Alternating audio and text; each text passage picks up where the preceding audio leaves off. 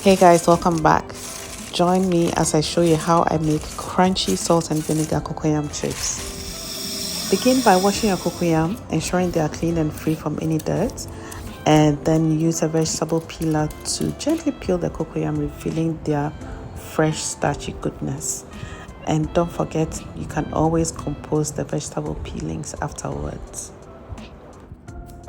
Now, using a mandolin slicer, carefully slice the cocoyam to thin, uniform pieces for that perfect crunch. It's time to wash the sliced cocoyam several times until the water runs very clear.